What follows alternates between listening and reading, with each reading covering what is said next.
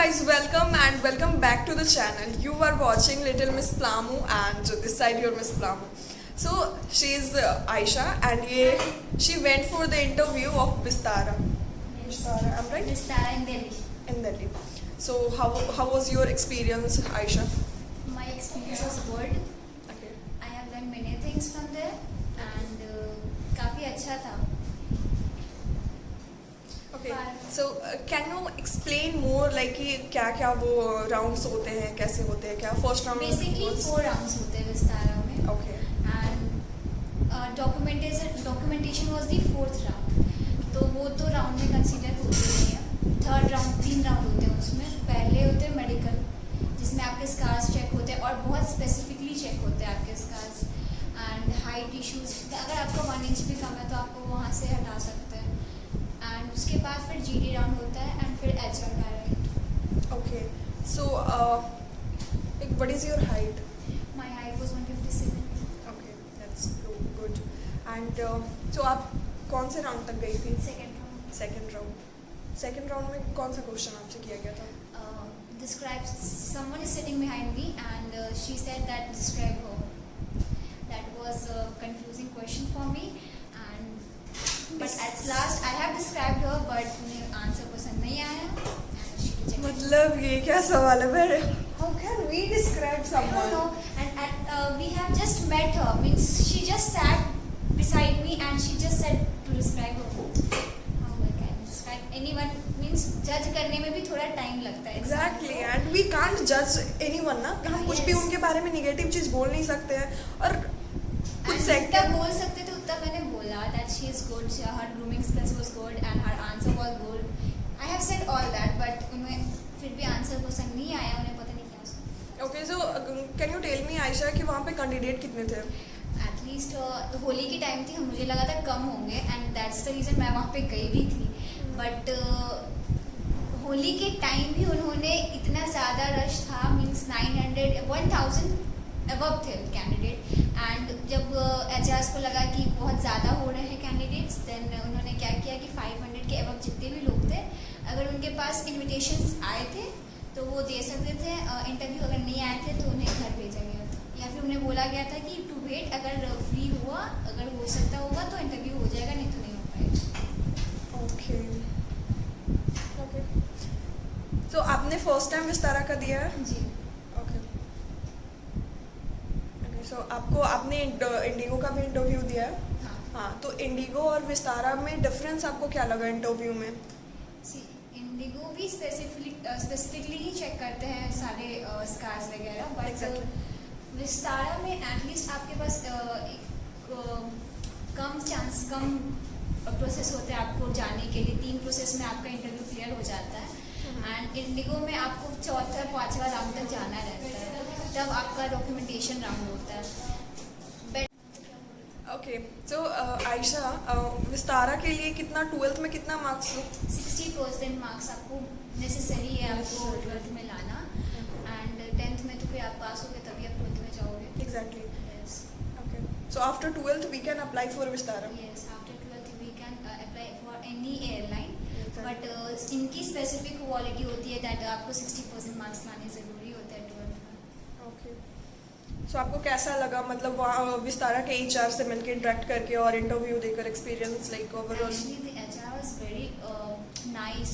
उनका ना बात करने की तरीका सब अच्छे थे. बट होता है ना लक का चांस होता है. लक नहीं था. ओके. सो आप मतलब आपको पता है कि वहाँ पे सिलेक्शन हुआ या नहीं हुआ? हाँ कितना हुआ ना. कितने लोगों को सेलेक्ट किया? I guess 10 गर्ल्स का हुआ होगा अप्रॉक्स विस्तारा में. Okay, your mom is calling. You can pick the call. Okay, so Aisha, as I can see you, your face is like good. You don't have pimples on your scar and your hand as well. So आप मतलब वो first round जो भी first round क्या था? Sorry I forgot. BMI. Okay, so medical में आपका क्या क्या हैंड वगैरह चेक हुआ था? हाँ उन्होंने पूरा फोल्ड करके यहाँ तक पूरा हाथ देखते हैं. आपका फेस पूरा देखते हैं आपके क्लोज आके. एंड वो हाइट बहुत स्पेसिफिकली मेजर करते हैं. आपका 1 इंच कम करके वो बताएंगे बढ़ा कर नहीं बताएंगे. So आपने फर्स्ट राउंड क्लियर कर लिया था? First round was clear. Second round was GD round. And उन्होंने ऐसा क्वेश्चन पूछा फिर भी मैंने आंसर दिया.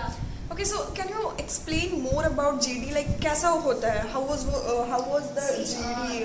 Like कि वो ग्रुप डिस्कशन जैसा होता है, एक टॉपिक पे सबको डिस्कस करना होता है, या फिर वो इंडिविजुअल क्वेश्चन करता है? ये HR पर डिपेंड करता है कि वो कैसे लेना चाहते हैं वो इंटरव्यू, क्योंकि हम जिस रूम में दे रहे थे इंटरव्यू, वहाँ पे 2 HR बैठे हुए थे और दोनों अलग अलग ग्रुप के लोगों को कंडक्ट कर रहे थे.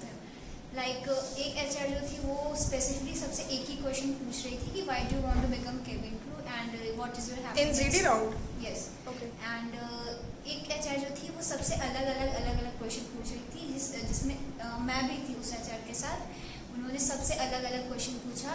पहला पूछा किसी से उनका इंट्रोडक्शन पूछा गया, किसी से उनका फैमिली बैकग्राउंड, किसी से why do you want to become cabin crew, cabin crew के एट्रीब्यूट्स क्या होते हैं ये पूछा गया, एंड मुझसे पूछा गया define her. So at last उन्होंने मुझसे ही क्वेश्चन किया था एंड इतना गंदा क्वेश्चन किया था कि आंसर ये तो बहुत मतलब मैंने भी क्वेश्चन था एक्चुअली. Exactly. क्योंकि अगर आप 2 मिनट पहले किसी के साथ बैठे हो तो आप उसको एग्जैक्टली जज नहीं कर सकते और किसी को जज करना भी नहीं चाहिए. एग्जैक्टली. ओके, सो सिर्फ आपसे एक ही क्वेश्चन किया गया था, उसके बाद आपको क्या बोला गया?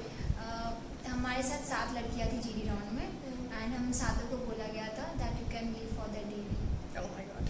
And work on your communication skills. Okay, वो उन्होंने ऐसा भी बोला? एटलीस्ट इनकी एक अच्छी बात है ना कि आपको फीडबैक दे देता है. Yeah, that's कि, good thing.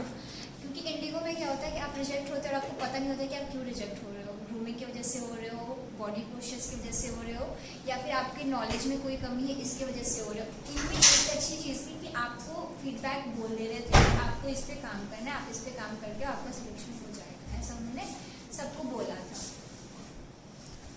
ओके, सो आप थोड़ा ग्रूमिंग के बारे में भी बता दो कि आप इंटरव्यू के टाइम पे कैसा ग्रूमिंग, क्योंकि I can see your grooming is good and you are good in makeup.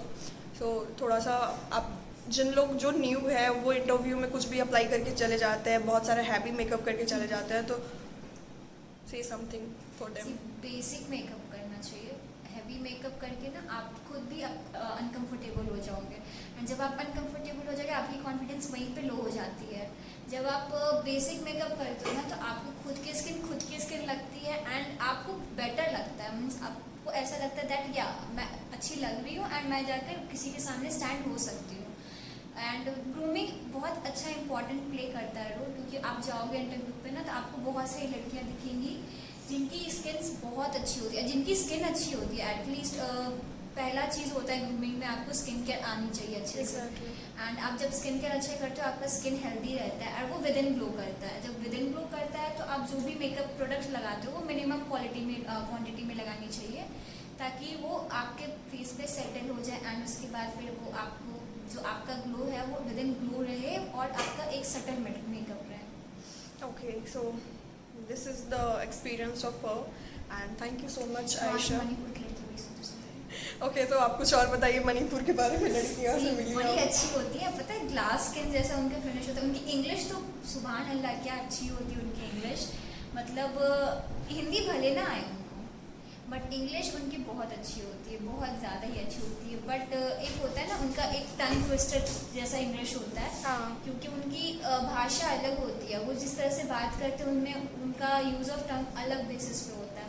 तो जैसे वो इंग्लिश बोलती है ना तो वो थोड़ा दूसरे टोन में चला जाता है, दूसरे डायरेक्शन में चला जाता है. जैसे हम जो बोल सकते हैं वो स्पेसिफिकली हम लोग बोल सकते हैं इंग्लिश में, मतलब वर्ड्स क्लियर आ जाता है.